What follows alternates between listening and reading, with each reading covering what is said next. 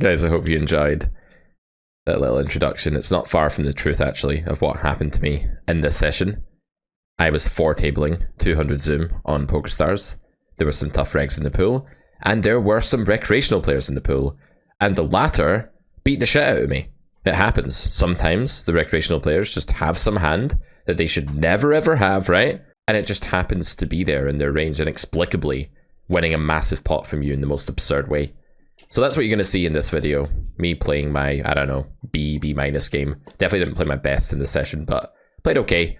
Didn't run very well. A couple of bluffs that just didn't get through. Made a few nice bluff catches in small pots, but big pots did not go our way. Nevertheless, I hope you enjoy this fast and furious 4-table session. Before we get going though, a quick word about our theory course, the Carrot Poker School, that you can find on carrotcorner.com. If you're struggling with poker, you're not really able to connect the dots, things kind of make sense when you're listening to them, but then at the tables you just feel a bit lost. This is the course for you. It will organize your theory completely. There are no shortcuts to learning the complexities of how the game works, and the Carrot Poker School will help you do just that. Now let's get to this fast and frantic action. Enjoy.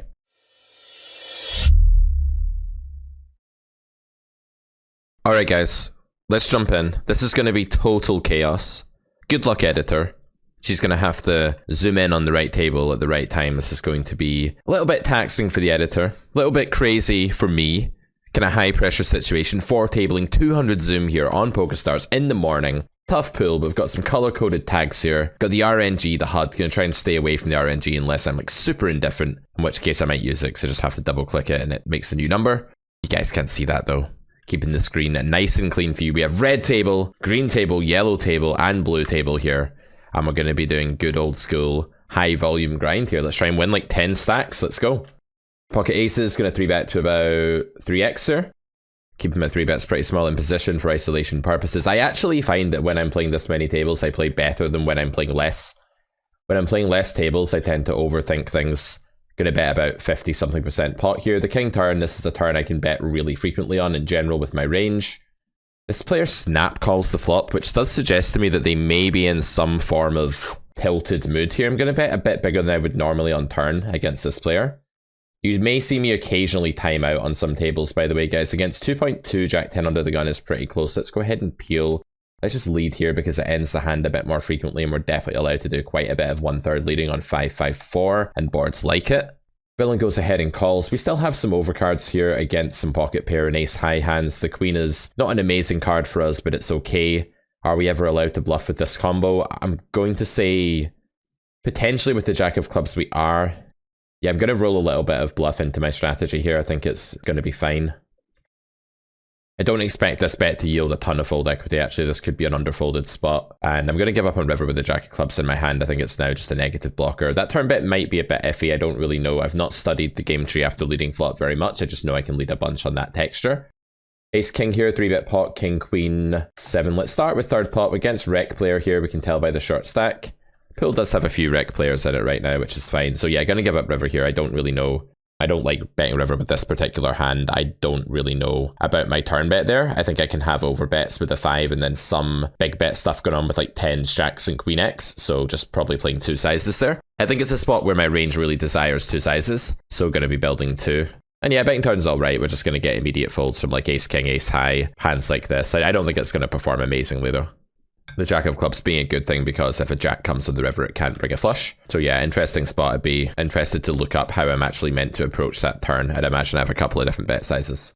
Ace 8 against min strikes me as super close. Probably calling this one, but folding like ace 6 here would be my guess. Not really that versed at playing against min opens here on table red. Probably just refer to the tables as their colors. So it's a pretty good spot for a range, but one where we're probably going to just be playing large bets only. So I'm going to check ace 8 because I'm not building any block bet here. If we were playing block bet on table red, we'd be able to lead for block. I don't think it's a horrible play in general. You can lead for block there. I'm just not really building it in. And I think the hand is way too weak to do anything with but check here. Villain is going to need to be careful here. They have a real density of king, queen, ace, king here.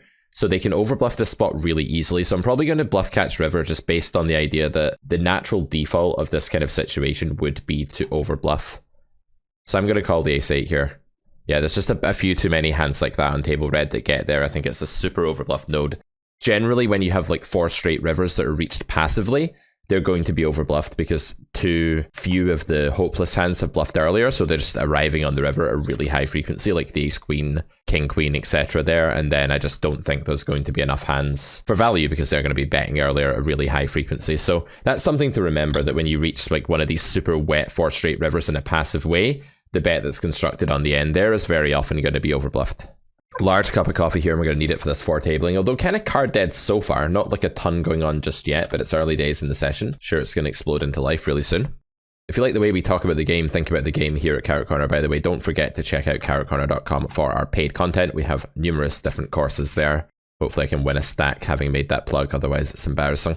Go ahead and 3-bet here against what looks to be like a tighter recreational player by the looks of it. Jack 10 here, we're going to be doing a bunch of different things. I'm going to go ahead and just call here. You can obviously 3-bet as well. Slightly paranoid that when I dip into my time bank and then 3-bet, it looks somewhat sus. So just gonna call. I would normally just roll it, but having taken that long, I decided to just call. Overbet and check, both going to be okay here. Going to actually check this time on this roll. We're playing the RNG strat here, and we're going to be going for a check raise every time we check this hand and then face a bet. Pretty much just going to be pure check raise. And river with the busted flush draw, I believe this is actually quite a good one. I'm going to roll for sizing. I have quite a few different bet sizes here. Going to use this sizing this time. 9-8 on table green, we can just fold to the 3-bet. This hand is performing really badly due to some reverse implied odds stuff. The reason on table yellow that you actually want the busted flush draw is that villain's spade air is usually betting earlier, whereas their other suit air is going to be in their range at a higher frequency when it checks passively all the way to the river. Queen 9 here, I wouldn't normally 3-bet. I am going to 3-bet on table blue though against the recreational player. Not against under the gun though on table red. That Queen 9 is not going to be a bet. Ace 3 deuce is a pretty terrible board for my range actually. I'll probably check here then bluff later, just let the recreational player tell me what they've got a little bit here. I don't expect a ton of stabs with Broadway region on ace 3 deuce specifically. Turn of 9, so probably no need to do much here. I think block is okay. I think check is okay as well. I think check is better, just allow them to lose control of the bet frequency a little bit. Range betting here on table green. Going to be calling third pot. This can be a mix of different things. And it's kings, guys, it's kings. Who would have thought when I said a mix of different things, I did not include kings in the range, but these anomaly hands from recreational players are going to be there at a low frequency. Rec players tend to be a bit erratic in that way. Another rec player, another 3-bet. I'm just going to ISO here with the king 9 suited, a little bit deep, which is good. We like to be deeper against recreational players. It's going to boost our EV a bit there on table blue. We just take it down. Let me know what you think about this fast and frantic 4-tabling action. Let me know if it's to your taste or not. I'm really just looking to get as much information from you guys as I can. If I can garner more info about your opinions, I can bring you better videos. I can bring you videos that more of you are going to watch and more of you are going to like, and it's win-win for the channel, and it's win-win for you. If you haven't subbed, by the way, what are you playing at? Please sub to the channel. If you're one of these people that thinks, oh, I just like check the videos when they come out anyway, I don't need to sub. Maybe not, but you will be regularly notified when videos come up from channels you subscribe to, so it will help you see them faster, and that's also really going to help me out as well, because growing a YouTube channel, it's pretty tough competitive space, so please do subscribe to the channel if you're enjoying the content. It's more of just an honest, heart-to-heart plea than anything else, but it will really help me, and I always forget to do that. You know, my YouTube guys always telling me, Pete, you've got to do these calls to action more, you've got to get people subbing to the channel, liking the video, commenting on the video, and I forget. So hey, let's make up for the last 6 times I forgot to do that by you subscribing now. Pocket threes, just going to fold under the gun on table yellow. Table blue, just going to start with like a ton of betting. This is the thin value bet with king 7. Pretty much whatever hand you have there, it still functions as a bet. 6-3 you can fold or you can raise, it doesn't really matter. We get punished this time. It's a little bit loose, but no harm done really to EV. Jack 8, I think you can do a bit of 3-bet. Mostly going to just be calling this one on table yellow. I love the colors, man. The colors are so much more fun than 1, 2, 3, and 4. I've always been a color person though. Easy fold to third pot. Need to be careful we don't overfold to that sizing. It's easy done, but that hand is just a pitch. And not going to be playing 6-8 3-way on table blue. Get kings on table green. Get 3-bet by cutoff. I'm going to be 4-betting this one pure. Going to 20 here after a small think. Because when we're bluffing, we have to RNG and we have to work out which suits we need to bluff and we need to remember our frequencies and all of that junk. So taking a bit of time there with the kings. This could be our first all-in pot, guys, with the session on table green. It's not. Villain gets out of the way. We get 3-bet here on table blue by a really loose player, like recreational player. Ace 6 is just so bad, though. This is probably just about a call against the sizing in GTO. They do look really loose. I'm kind of torn here, guys, between calling and folding. I'm going to call because I think they're just going to make enough mistakes post-flop that it's going to be fine, but I don't love this spot. When they check, I think taking a free one here is infinitely better than bluffing. If they do have like sevens, we can probably bluff later, and I just think the fold equity in this spot's rather low, so going to be checking back here. I expect them honestly just to like pot the turn a bunch here with all kinds of merged hands, and we just have to fold. Even against third pot, yeah, we're just not really getting the implieds. Like we need to win 60 back when we hit our straight. We only make our straight like less than 1 in 10 times. Probably just sadly have to fold there, and it's not exactly the most high implied odds straight in the world, let's face it. When the 4-liner comes in with the quadruple Broadway, it's not going to be so easy to get paid, so just folding there. I think the pre-flop call is a little loose given the stack depth. You'd rather be 100 big blinds deep there against the fish to make that peel, but given the fish looks super loose and might just be bluffing and be out of control pre-flop, I think we can make that peel pretty happily. But yeah, Queen Jack 10 is definitely a board on which we want to behave ourselves against a loose player. Generally, loose players are going to be over-continuing on wet boards where they're not reacting enough to the drop in their relative hand strength. Ace 7 against 2.2, I think you can just go ahead and pitch. Ace King, we're going to be making a small ISO 3-bet from these positions. Going to be checking close to range on 4-3 deuce. King 7 backdoor could be one of our raises at some frequency. It can also be a call against a small bet. Against a big bet, I think it's going to play pure fold. King Jack, we're going to be playing big bets here, just rolling this one. Going to check this time, but big bet is definitely also okay. Monotone board, just going to be betting kind of small with range here. The low monotone boards are really good for a range. There's going to be a ton of villains range already that's in a world of pain, even against 1/6 pot. For example, King Jack of clubs. Checking King 7 on table yellow, I think the showdown value is just sufficient. Face an overbet here on table red. This is a little bit tricky. It demotes our hand to being a bluff catcher. Villain can have quite a lot of good hands here. I'm going to go ahead and call, but I actually think we're already really close to being indifferent there on that turn.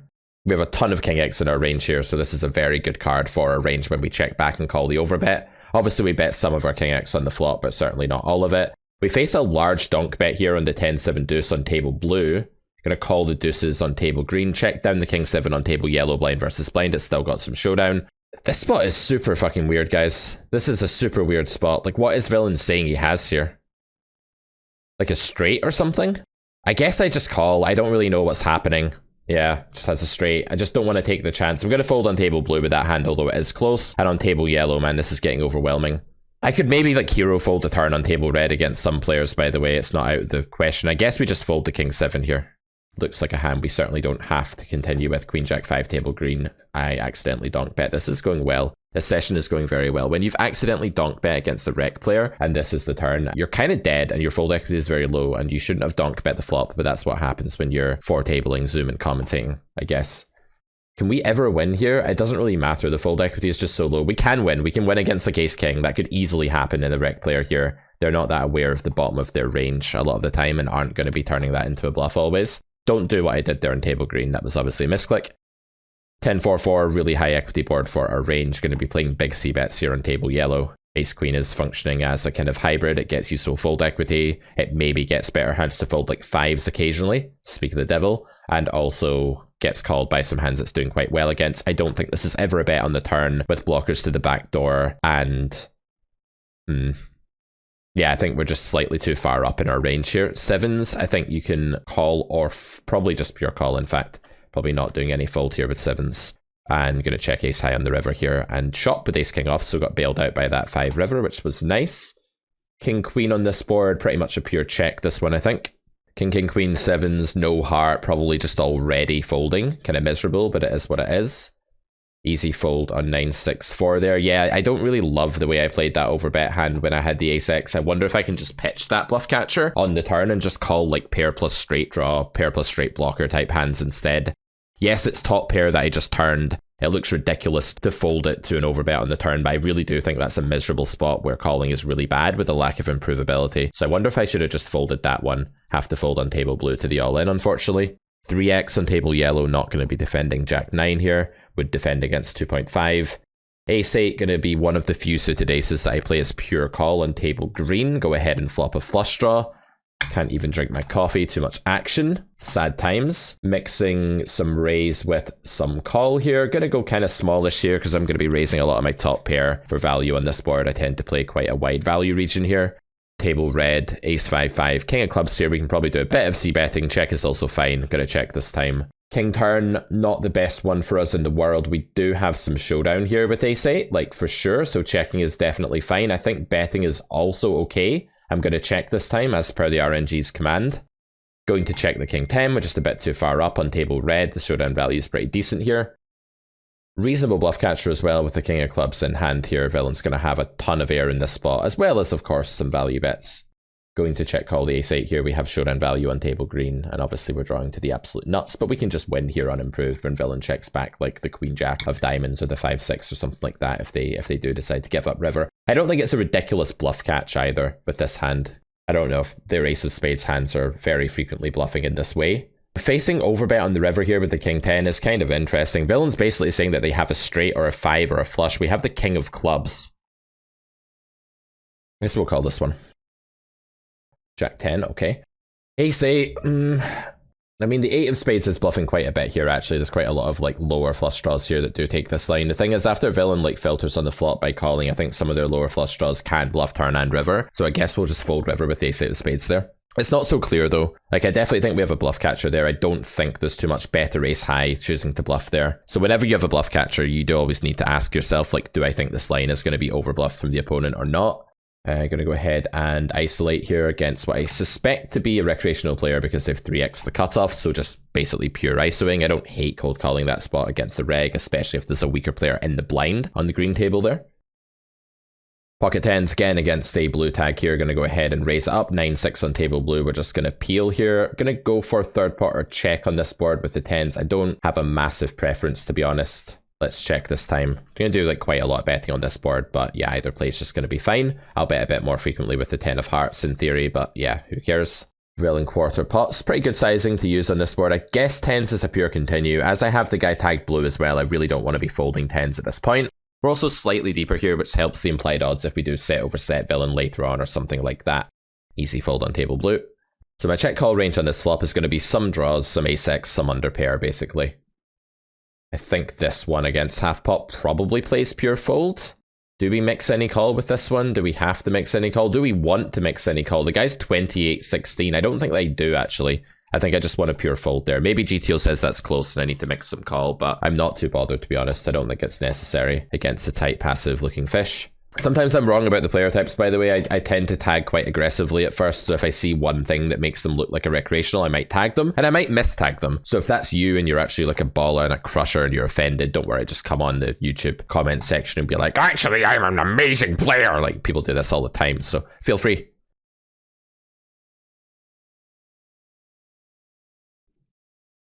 So we went for fifth pot here on King of Diamonds, Jack of Diamonds, Deuce of Diamonds. Really easy turn check. I mean, all of our bluffs here are going to have some form of straight draw or better on a board like this. When the board is this wet, betting the turn with absolutely nothing after your c-bet gets called is not really a thing. Even in position. On some drier textures, your absolute nothing, or your air is actually good because it's a pair draw and it's live and it's going to hit the river and you're going to win sometimes. But in this spot, like, you're just so dead against all the stuff that would call your turn barrel that you just need to be getting out of there. Your outs are terrible. Even the ace out there is pretty bad. Jack 10-5, I'm going to play bigger bets. King 5 of spades, can I go for a large bet with this? I don't think so in this position. I might be able to, on table yellow in earlier position, bet that hand on the flop if I'm using a big bet. Simplifying to not using any small bets here. Of course, you can small bet this hand. Against this sizing, we're already kind of indifferent, I think.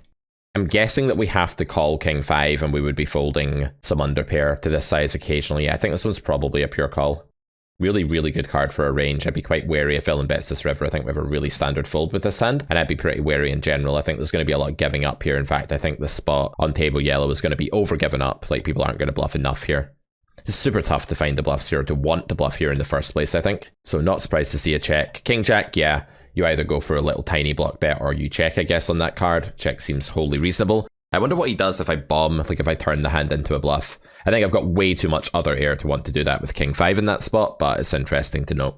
Not a nice spot for King Jack to be in if it faces like an overbet or something there, that's for sure. 3-4 just going to be peeling, really nice board. I don't think we get to lead this flop when the ace is present. On like 6-5-4 we obviously do, so I'm just going to check here. I think we do quite a bit of check raise with this sort of hand, some check call. If I do check raise, guys, here it's going to be huge because my check raising range is just basically really good combos. Going to just lead a ton for B75 in this particular spot with the straight and the flush draw here. Gonna go ahead and B75. I think this will be my main sizing. King 10 defending on table green, blind versus blind, and ace 5 on table blue. I'm going to do a little more 3-bet here against the 3x open. This one I'm just going to be 3-betting pure, I think. This hand I would mix normally between call and 3-bet, but against 3x recreational player, I'm just going to 3-bet. I don't think I'll get 4-bet enough here. King 10 I'm going to check. I think it's just a little bit too far up to start bluffing. I think Queen 10 we can start bombing. I think we check back like 85% of the time or something like that anyway in theory here. King 10 again just reaps a lot of showdown value in this spot. I think it's probably a pure check. This is a horrible spot. Queen Jack 7 it is double Broadway, which is okay for my range, but this is such a horrible hand. How do I want to play this? I'm going to check and then like lead B75 on some turns probably. I'm going to check back on table green and just go to showdown with the king high. I think that's fine. And going to check back a lot on table yellow on this sort of texture, just not playing a ton of c-bet here. Open this up on table red. Not many hands we can fold to this action, but this is definitely one of them. And facing bet check, bet over bet, this is a really weird line. This line, in my experience, is less bluffed than continuous overbets are. And I just block a hell of a lot of bluffs here, so I'm going to fold the king 10 and check fold ace 5 here when the board comes about as horribly as it possibly can. Gonna go for half pot here against this recreational. I think there's definitely some merit to just sizing up your c-bet in this situation from the usual 1/3. And this one we can call a 3-bet. I'm gonna 3-bet because I'm a bit busy here and I want the hand to end as often as possible. Gonna go for like b60 on this turn. I think this is about right given stack depth here. I don't really need to go any bigger, but similarly, I don't want to go any smaller. Ace queen will 3-bet here, 5s will open. This is fun, guys. Loads of stuff going on. I much prefer 4-tabling to 2-tabling. Much prefer it when I get into the swing of it. I think I just play my best poker when I'm 4-tabling usually. 7's going to be mixing here. I'm actually going to 3-bet this time. Again, getting a bit busy. Ace queen, just going to start with small bet. Small blind against cutoff against a good reg. Orange tag is solid reg, by the way, like a player that plays a lot and just tends to play well and is probably like winning in the pool. So this is an interesting spot on Jack 4 deuce. This board is very, very good for our range indeed. I think just the usual B60 here is totally fine with range. Just one of these big bet range spots. Like if villain folds, the fold equity is super useful for us. Hello Cat. Tawny is here to bring us some run good. Hey guys, this is Catheters. Welcome to 200 Zoom live play session. You get it? You see what I did there? Catheters. Almost timed down with queens because I was doing feline jokes. Happens. Did time out on the red table, didn't see what I folded. Hopefully it wasn't aces. Let me know if it was aces in the comments. Hopefully not. But yeah, she's going to sit here on our lap and bring us the run good. This is a grade A floof, is what Tawny is. I think 10-7, whatever. Just going to stick to tiny betting generally on these boards with a really high frequency. And pocket 5s here. Going to be mixing call in there sometimes, but just going to fold this time. No, Cat, you don't go on the keyboard. There are hotkeys on the keyboard. They are dangerous. They're not hot like when you walk on the stove and they burn you that way. I just have a tail in my face right now. But they are hotkeys in that they can make me go all in with 7-6 off pre or something like that. And we don't want that to happen. We want to avoid that generally, guys. I have 3 cats. One of them is incredibly lazy. Like, he just sleeps on the windowsill. He's up there right now. He just sleeps there all day. This one never fucking leaves me alone. They'll have totally different personalities. That's the thing with cats. You never get exactly the same cat twice, you know, they're all different in some subtle way. And this one's main gimmick is walking in front of the screen when I'm playing poker. That's what she likes to do. 10-4-3, gonna be doing some bet and some check here. The check is gonna be about, I don't know, 30% or something. The bet is gonna be most of the time. We do roll a check this time. Ace of diamonds rolls off on the turn, table blue. Not really to our liking. Villain checks again. I think we have a pure one here. Gonna check back, and we do river 2 pair, so easy bluff catch against big sizes and probably easy raise against small sizes and probably easy B75 against check. Planning ahead a bit here, ace jack off, you want to pitch that. And the 7s against this, I'm probably just going to fold. Massive 3-bet, small stack, early position. Taking the worst of it here with 7s, we can just get out of the way. And I will B75 the river here with the king 10. Queen 10 blind versus blind, you can go either way. You can do some call, you can do some 3-bet. It doesn't really matter on the green table. Ace king here. This is a super annoying spot. We actually have a nitty looking recreational player 3-betting from early position. This is kind of gross actually. I really don't want to 4-bet and get this in. I also don't want to 4-bet fold at this stack depth. I wonder if I can just cold call here. This looks grim. This is something I wouldn't normally do, but this player is just like super nitty so far. He's running 13-8 over 60 hands and just has a short stack. You could say that I'm overreacting here a little bit to the HUD. It is only 53 hands. Probably I should just 4-bet and get it in. Then this happens. This is a horrific situation. Not good at all for the ace king off. I wouldn't imagine there's a ton of 4-bet bluff going on in this range here. Queen jack 3, Table yellow, just going to go ahead and c-bet absolutely everything here on this board. Button versus cutoff. This guy calls. Oh man, this spot is really disgusting. How dead am I if I just jam here? There's so much dead money. This guy's just like never bluffing is the problem. There's so much dead money though. So much dead money. How do I not shove here? This guy could just fold like tens or something. I'm going to just shove. I don't love it. I really don't love it. Wow, he was bluffing? Insane. Did not expect that. Did not expect him to be 4-bet bluffing that node. Shows what I know. Nice hand reading there. Bottom pair. I'm not going to cash out with ace king off against ace king off. No, no thanks. No thank you. Can anyone win? No. Okay, table yellow. What is going on? Am I barreling ace 5 on the turn sometimes here? I probably am. I don't hate like having to fold it to the jam if it comes. Jack 7 table blue. Just going to be going really frequently there. Yeah, I don't know. I maybe overreacted. I should probably just call 4-bet in the first place on table red. I don't think it's horrible. Ace 5. This is super interesting now. Like I can have ace king. Obviously they can't. A lot of my stuff just gets there. I don't have any showdown value. Yeah, I'm going to jam the river here. And hope not to get called. And get one through, hopefully, on table yellow. Nope. He rivered 2-pair. Fair enough. Yeah, I think there's no showdown value there. I can have all the ace kings. It's a bit like that bluff that Rampage made recently, only his bluff worked and mine didn't. If you saw that on the high stakes Hustle Alive. Bit similar. Table green going to be 3-bet bluffing this time with the king 4, making my 3-bets nice and big out of the big blind here. Ace 10, nah, this spot's kind of grim. I don't hate like a really thin 3-bet here.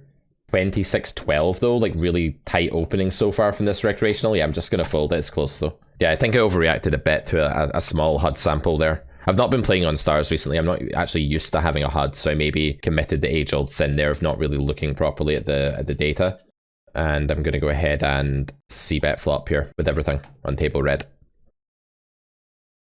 On the king turn, we can definitely do a lot of bluffing. I think this hand can bluff at quite a high frequency.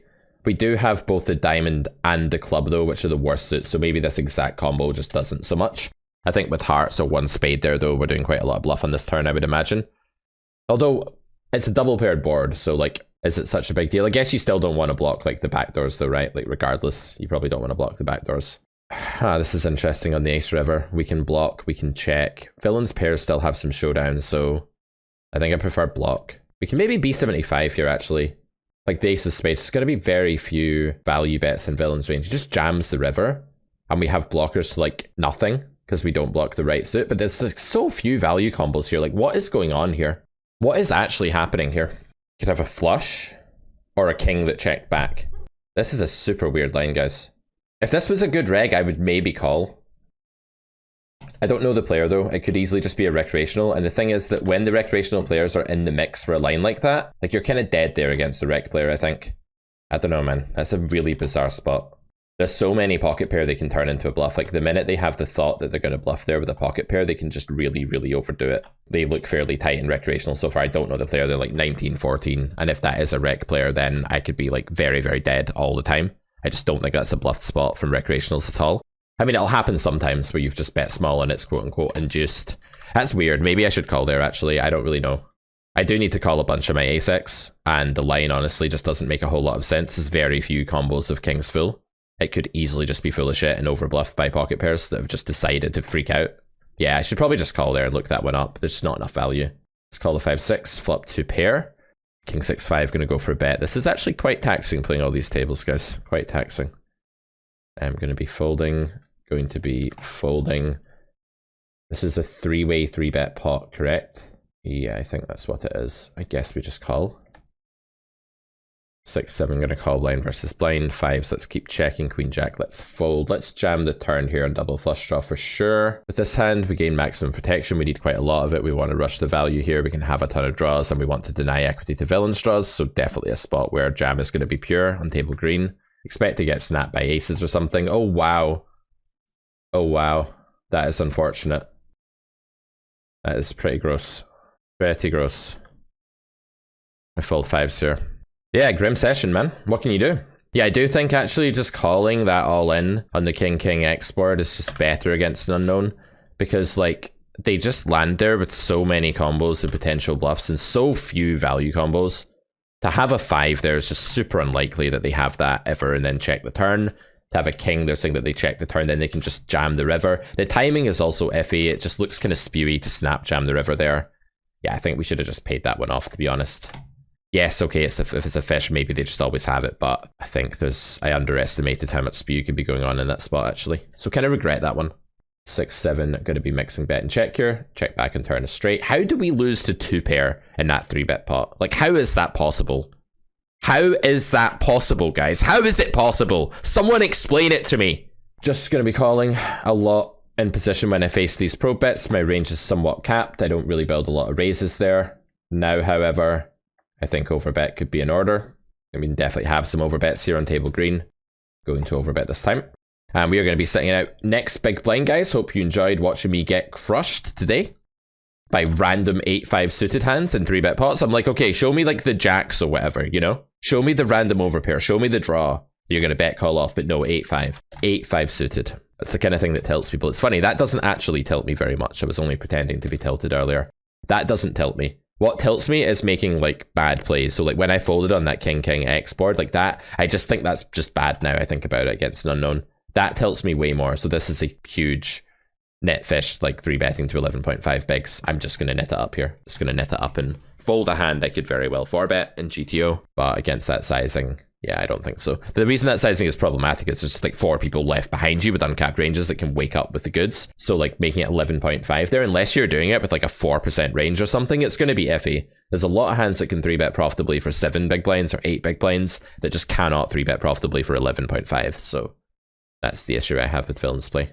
Well, at least we have a good title for the video, which is getting smashed for tabling 200 zoom.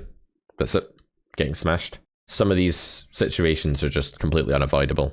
Totally unavoidable. Alright guys, I hope you enjoyed this. Don't forget to check out carrotcorner.com for more of our content. That's content I made when I wasn't for tabling, so it's a little bit more thorough. And if you do like the video, let me know below. I can make more of these, certainly. And if you don't like it, also let me know below. I can make less of these, certainly. If there's a type of video you want to see, let me know. And I'll see you back here in the next video at Carrot Corner Poker Education. Bye for now, guys.